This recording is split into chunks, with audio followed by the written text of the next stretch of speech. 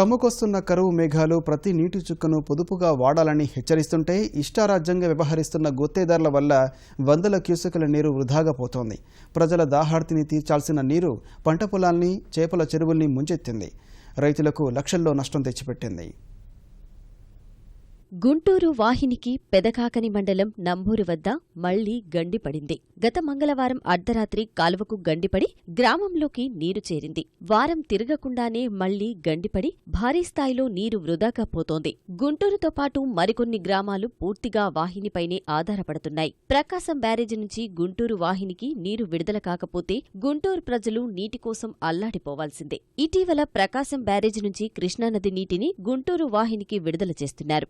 నంబూరు వద్ద నీటిపారుదల కోసం చిన్నపాటి కాలువ ఉంది. పైవంతెన నిర్మాణం చేపట్టిన గుత్తేదారు ఆ కాలువలో ఇనుపగడ్డర్లు, ఇసుక బస్తాలు అడ్డంగా వేశారు. నీటి ప్రవాహం ముందుకు వెళ్లే మార్గం లేకపోవడం వల్ల ఒక్కసారిగా కరకట్ట తెగిపోయింది. పక్కనే ఉన్న పంట పొలాలు, చేపల చెరువుల్లోకి నీరు చేరిపోయింది. సుమారు 20 లక్షల రూపాయల విలువైన చేపలు కొట్టుకుపోయాయి. గుత్తేదారు నిర్లక్ష్యం వల్లే ఇది జరిగిందని గ్రామస్తులు ఆగ్రహం వ్యక్తం చేస్తున్నారు. కాలువ వదిలినప్పుడే నీళ్ళని చెప్పుకోవాలి, ఇరిగేషన్ వాళ్ళకి ఆ నీళ్లు వదలమాకండి, కట్ట రిపేర్ లో ఉంది, కొంచెం చూసి వదులుకోని చెప్పాలా లేదా? బాధ్యత ఉందిగా. ఇది వారం నుంచి కూడా పట్టించుకోలే. 20 లక్షలు ఖర్చు పెట్టాను చెరువుకి, చేపేసి. అక్కడి నుంచి ఉందిలేండి చెరువు. చేప అంతా ఎక్కిపోయింది, కాళ్ళలోకి వెళ్ళిపోయింది.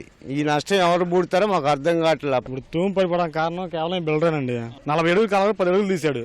10 అడుగుల్లో నుంచి 5 అడుగులు ఈ తూములు ఇనపై స్టాండ్లు అనేసి పూర్తి చేశాడు. అక్కడికి 4 రోజులు ముందు చెప్పాము, దీనికి గండి పడుతుంది చూసుకోండి, ఒకసారి మూటలు అడ్డం వేసుకోండి అని చెప్పాం. చెప్పినా కానీ అసలు ఏమీ ప్రయోజనం లేదు. ఈ చేపలన్నీ ఎదురెక్కేసిన. ఆ రోజు నైట్ మొత్తం ఇక్కడ జనం మొత్తం చూశారు, చేపలు మొత్తం వెళ్ళిపోయినాయి. ఇటే బావులు మునిగిపోను, చెలు మునిగిపోను, ఇల్లు మునిగిపోను, ఇళ్ళల్లో 1 లక్ష ఇల్లు కుమిలిపోతాయని భయం పడుతున్నాయి లేబర్కి. ఇది వరకన్నా అయితే పొలాలకి ఉపయోగపడి, ఇప్పుడు అసలు ఏమీ లేదు, వృధాగా వెళ్ళిపోతున్నాయి. వీళ్ళకి ఇష్టం వచ్చినట్టు ఇల్లు వేసేతలకి ఇది తెగిపోయి నానా కంగారు అయిపోయినాయి నీళ్ళన్నీ. కరకట్ట దెబ్బతినకుండా గుత్తేదారు ఎలాంటి జాగ్రత్తలు తీసుకోలేదని గ్రామస్తులు ఆరోపిస్తున్నారు. గండిపడుతుందని హెచ్చరించినా తమ మాట వినిపించుకోలేదని మండిపడుతున్నారు. వర్షాలు పడేంతవరకు పదిలంగా కాపాడాల్సిన నీటిని నిర్లక్ష్యంతో వృధా చేసిన గుత్తేదారుపై కఠిన చర్యలు చేపట్టాలని గ్రామ ప్రజలు కోరుతున్నారు.